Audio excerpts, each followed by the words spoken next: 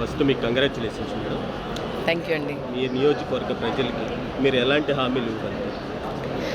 హామీలంటే ఎవరైనా ఓటేసి గెలిపించిన రాజకీయ నాయకుడు మా ఎమ్మెల్యే గారైనా ఎవరైనా కోరుకునేది ఒకటే, ప్రజాక్షేత్రంలో నాయకుడు అనేవాళ్ళు ఎప్పుడు నిరంతరం ప్రజలకు అందుబాటులో ఉండాలి అని చెప్పి. మీరు చూసుకుంటే for the people, by the people, to the people అనే దానికి ఏంటంటే అర్థం ఫర్ ద పీపుల్, ప్రజల కోసం, ప్రజలతో, ప్రజల వెంటే. ఇవన్నీ లక్షణాలు వైఎస్ఆర్సీపీ పార్టీలో ఉన్నాయి, అలాగే మా నాయకుడు జగన్మోహన్ రెడ్డి గారిలో ఉన్నాయి, అలాగే జగన్మోహన్ రెడ్డి గారి నాయకత్వంలో నడుస్తున్న ప్రతి ఒక్క కార్యకర్తతో సహా ప్రతి ఒక్కళ్ళకు ఉన్నాయి. ఎందుకంటే ప్రజల కోసం ఏం కావాలో ఆలోచించి చేసాం, సంక్షేమ పథకాలు ఇచ్చాం, ప్రజలతో ఎప్పుడు నడుస్తూనే ఉన్నాం, ప్రజల వెంటే మేము ఎప్పుడు ఉంటానే ఉన్నాము. సరే గుంటూరు తూర్పులో అంటారా, నిరంతరం మేము ప్రజల అందుబాటులో ఉంటాం. ఈరోజు మేము ప్రతి గడపకి వెళ్ళగలుగుతున్నాము, చేస్తున్నాము అని అంటే ప్రజలకు నిరంతరం అందుబాటులో ఉంటున్నాం, పిలిస్తే పలికే విధంగా ఉంటున్నాము. అన్నా నాకు ఈ సమస్య ఉందన్నా, ముస్తఫా అన్నా నువ్వు ఉంటే చాలు అని చెప్తే ఫోన్ ఎప్పుడు ఏ క్షణాల్లో ఫోన్ చేసినా, రాత్రి వరకు ఫోన్ చేసినా కూడా ఫోన్ ఎత్తి ఏంటి సమస్యను మాట్లాడి వాళ్ళ సమస్య తీరుస్తూ ఉన్నాము.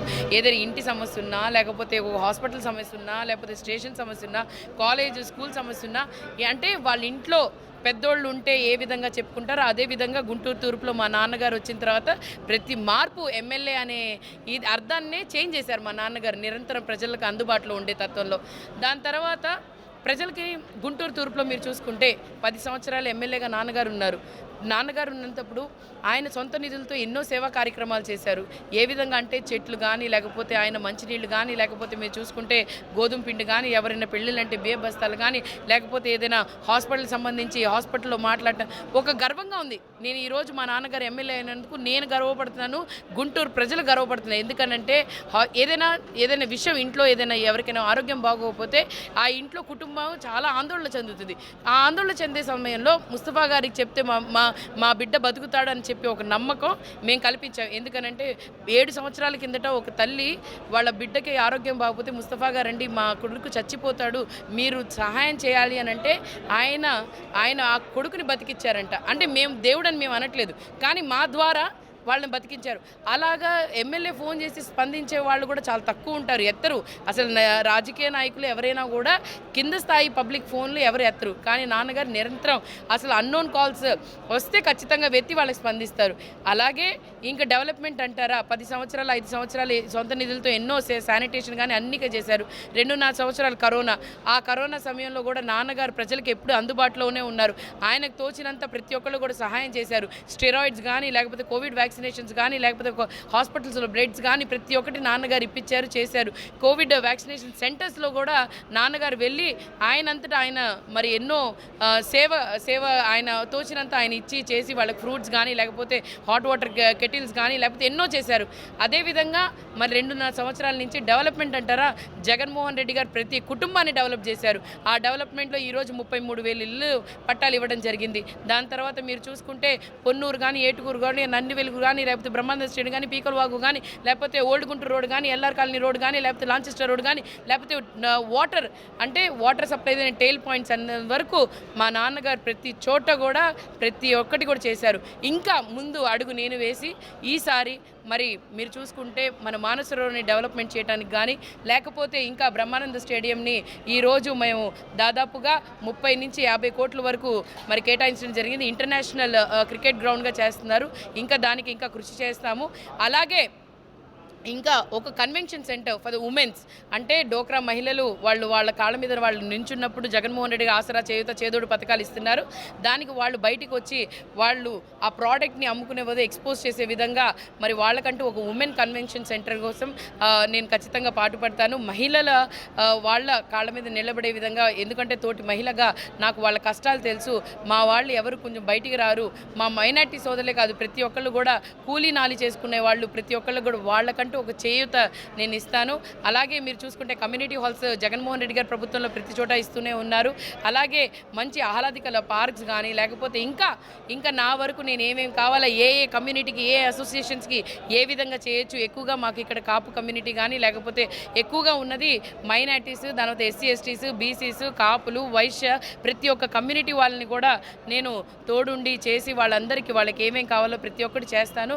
ఖచ్చితంగా ఒక్క అడుగు ప్రభుత్వం మా జగన్మోహన్ రెడ్డి గారు ఎలాగ వైఎస్ రాజశేఖర రెడ్డి గారు తనయుడిని ఎలా అనిపించుకున్నారో గుంటూరు తూర్పుకి మా నాన్నగారు ఒక మైనారిటీ మహిళగా మీకు సీట్ ఇవ్వడం, పార్టీ రుణం మీరు ఎలా తీర్చుకోగలరు? ఖచ్చితంగా అండి.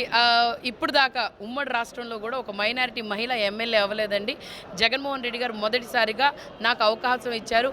ఆ అవకాశాన్ని ఖచ్చితంగా నా ప్రజల కోసం, మరీ ముఖ్యంగా గుంటూరు తూర్పు ప్రజల కోసం, అలాగే ఆంధ్రప్రదేశ్ మహిళా మండలుల కోసం నేను కృషి చేస్తాను.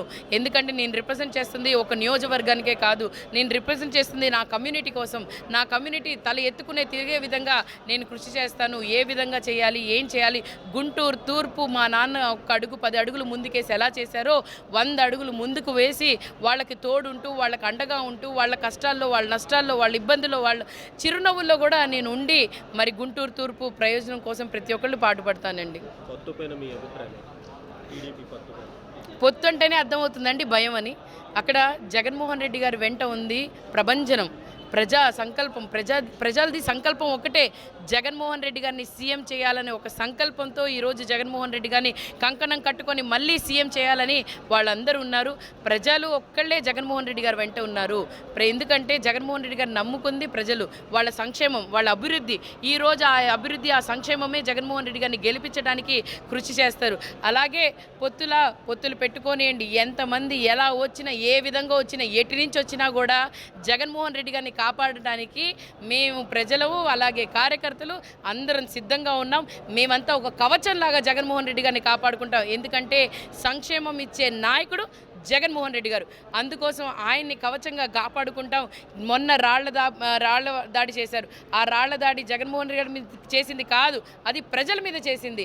సో ప్రతి ఒక్కళ్ళు ప్రజలు బుద్ధి చెప్పడానికి అందరూ వెయిట్ చేస్తున్నారు. మే 13వ తారీఖున మేము జగన్మోహన్ రెడ్డి గారు ఓటు వేస్తాము, జగన్మోహన్ రెడ్డి గారిని సీఎం చేసుకుంటాము.